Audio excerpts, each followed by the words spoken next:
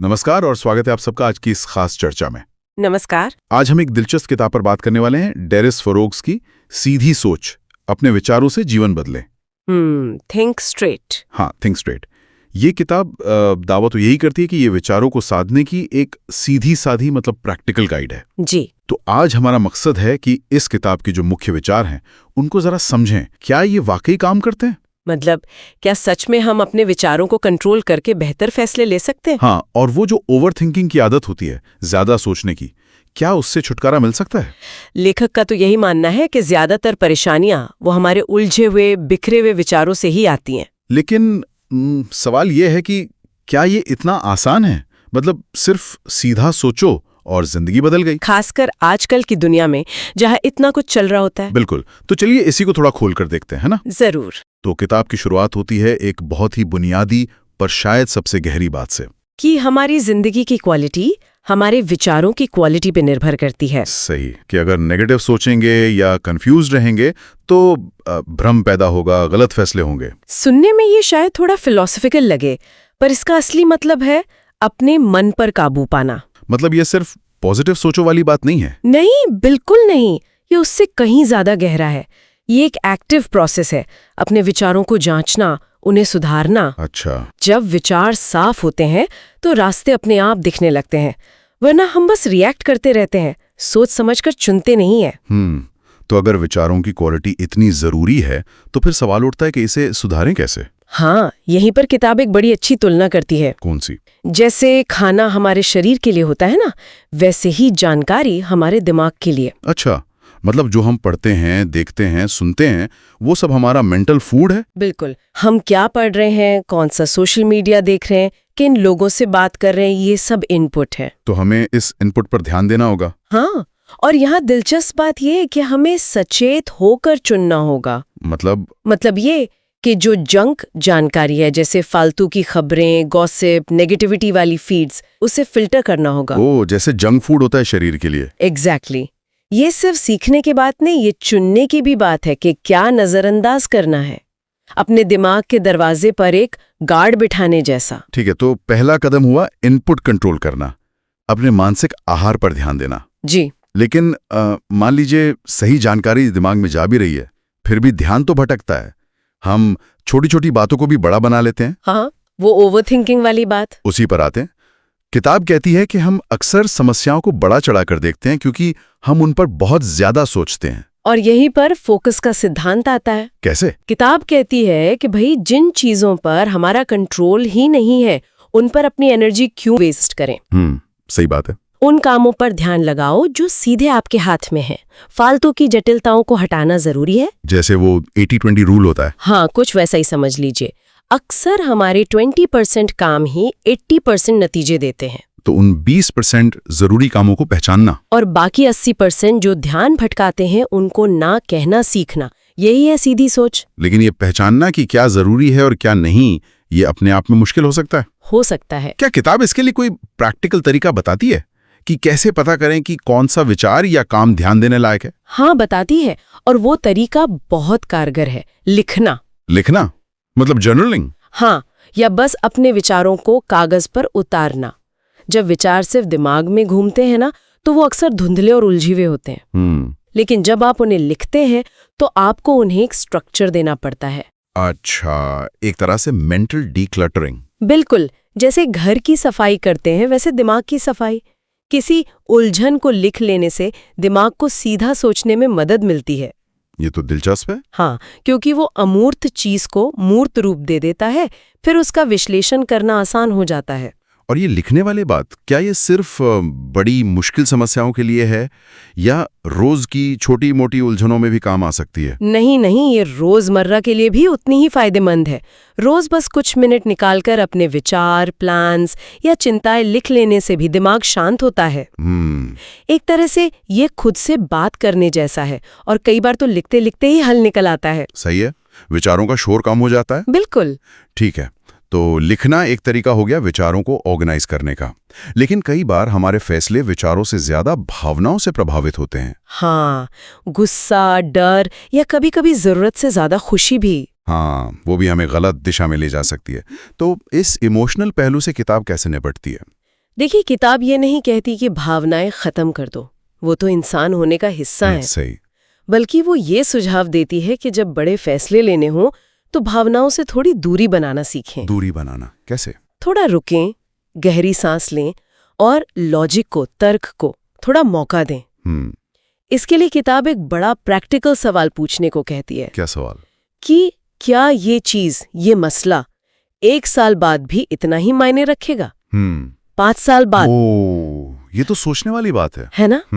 ये सवाल आपको तुरंत की जो तेज भावनाएं हैं उनसे थोड़ा ऊपर उठाकर एक बड़ा पर्सपेक्टिव देखने में मदद करता है। लेकिन क्या असल जिंदगी में जब गुस्सा आया हो या बहुत डरे हुए हो तब ऐसे रुककर सोचना मुमकिन है? ये सुनने में आसान लगता है। मुश्किल है, मानती हूँ। ये अभ्यास की बात है, एकदम से नहीं होगा। हाँ। पर धीरे धीरे ये आदत बन सकती है।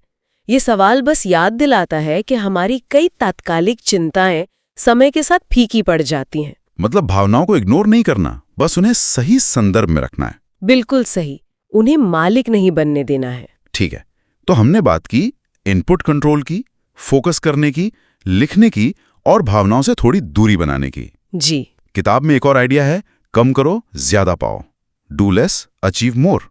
ये थोड़ा अजीब नहीं लगता? हाँ, सुनने में विरोधाभासी लगता है, पर यह सीधा फोकस और प्राथमिकता से जुड़ा है। अच्छा। सीधी सोच का मतलब ये नहीं कि आप ज्यादा घंटे काम करें या एक साथ 10 काम करने की कोशिश करें। मल्टीटास्किंग मतलब? हाँ, मल्टीटास्किंग। किताब कहती है कि मल्टीटास्किंग असल में ध्यान बिखेरती है और काम की क्वालिटी गिराती है। तो कम करो ज्यादा पाओ का मतलब?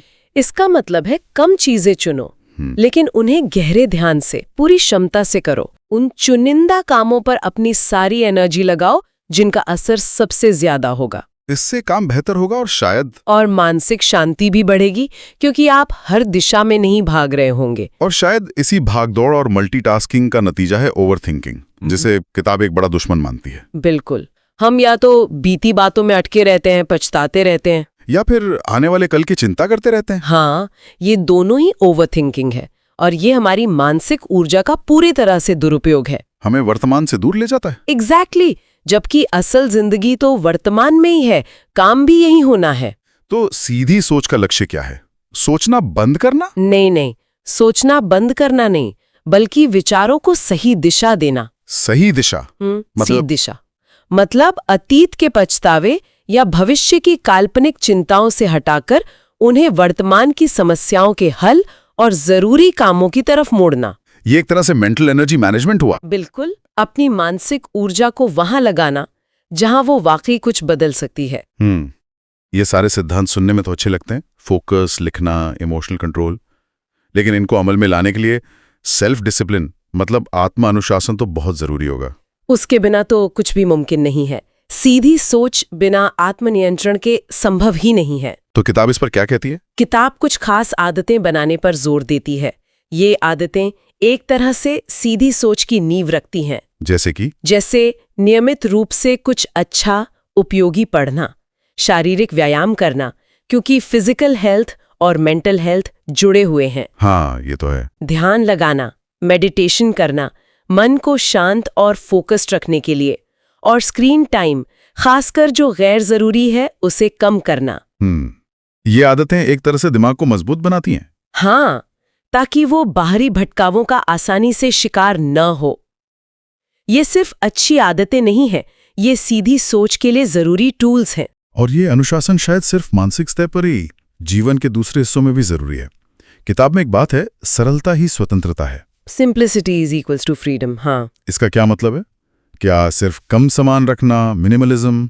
वो एक हिस्सा है, लेकिन बात उससे भी गहरी है। अच्छा। देखिए, जीवन जितना ज्यादा कॉम्प्लेक्स होता जाता है, ज्यादा सामान, ज्यादा जिम्मेदारियां, ज्यादा वादे, उतना ही साफ सोचना मुश्किल हो जाता है। हाँ, दिमाग में भीड़ बढ़ जाती है। बिल्कुल। तो किताब न केवल मानसिक अव्यवस्था बल्कि बाहरी जीवन में भी सरलता लाने की सलाह देती है। जैसे? कम सामान रखना, कम गैर जरूरी कमिटमेंट्स लेना, अपनी लाइफस्टाइल को सिंपल रखना। तो इससे मन शांत रहेगा? हाँ, जब बाहरी शोर कम होता है तो अंदर की आवाज, अपनी इंट्यूशन सुनना आसान हो जाता है।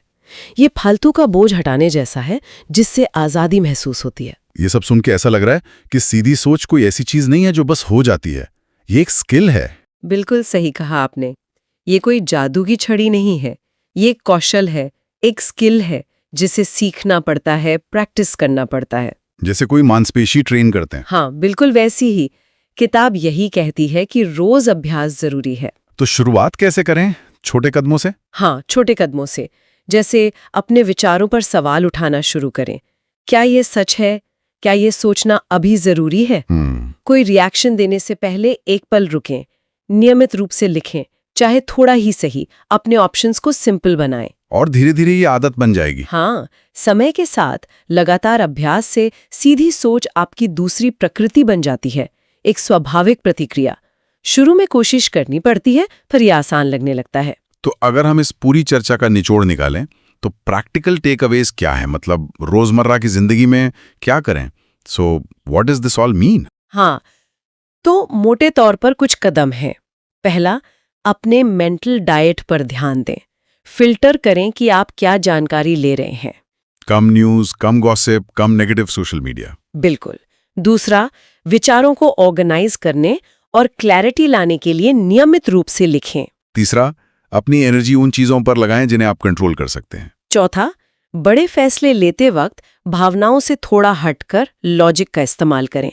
वो 5 साल वाला सवाल याद रखें। हाँ, और पांचवा, मल्टीटास्किंग से बचें। कम पर जरूरी कामों पर गहरा फोकस रखें। छठा, जीवन में सरलता लाएं, मानसिक भी और बाहरी भी। और सातवां, सबसे जरूरी, इसे एक स्किल समझकर रोज प्रैक्टिस करें, धैर्य रखें। ये सिर्फ थ्योरी नहीं है, ये वाकई ठोस रणनीतियां हैं जिन्हें अपनाया जा सकता है। और हर छोटा कदम मायने रखता है। जानना काफी नहीं है, करना जरूरी है। ये एक लगातार चलने वाली यात्रा है। तो कुल मिलाकर डेरियस फॉरॉक्स की सीधी सोच एक तरह से मेंटल क्लैरिटी, बेहतर फैसले और ज्यादा शांत, फोकस जिंदगी के लिए एक प्रैक्टिकल मैनुअल जैसी है। हाँ, और ये इस बात पर बहुत जोर देती है कि हमारी अंदर की दुनिया, हमारे विचारों की दुनिया ही हमारी बाहर की दुनिया बनाती है। हम अक्सर अपने ही विचारों के जाल में उलझ जाते हैं ना? हाँ, अपनी ही ओवरथिंकिंग की आदत के कैदी बन जाते हैं। लेकिन ये किताब याद दिलाती है कि हमारे पास अपने मन को ट्रेन करने की ताकत है, उसे सरल, लॉजिकल और उद्देश्यपूर्ण बनाने की। बिल्कुल। और ये अकेला बदलाव ही जिंदगी में बहुत बड़े पॉजिटिव बदलाव ला सकता है। ये कंट्रोल वापस अपने हाथ में लेने जैसा है। आज की इस चर्चा से एक विचार मेरे मन में घूम रहा है। बताइए। अगर ये सच है कि हमारे विचार ही हमारी असलियत बनाते हैं, तो क्या जानबूझकर अपने मानसिक आहार को चुनना, मतलब हम क्या जानकारी लेते हैं, किन विचारों को अपने मन में जगह देते हैं, क्या ये हमारे जीवन का सबसे जरूरी, सबसे बुनियादी काम नहीं होना चाहिए? जैसे हम शरीर के लिए भोजन चुनते हैं, वैसे मन के लिए विचार। हाँ, शायद ये हमारी सबसे बड़ी जिम्मेदारी है। खैर, इस सवाल को यहीं छोड़ते हैं सोचने के लिए। जरूर। आज की इस गहरी पड़ताल में हमारे साथ शामिल होने के लिए बहुत बहुत धन्यवाद। धन्यवाद।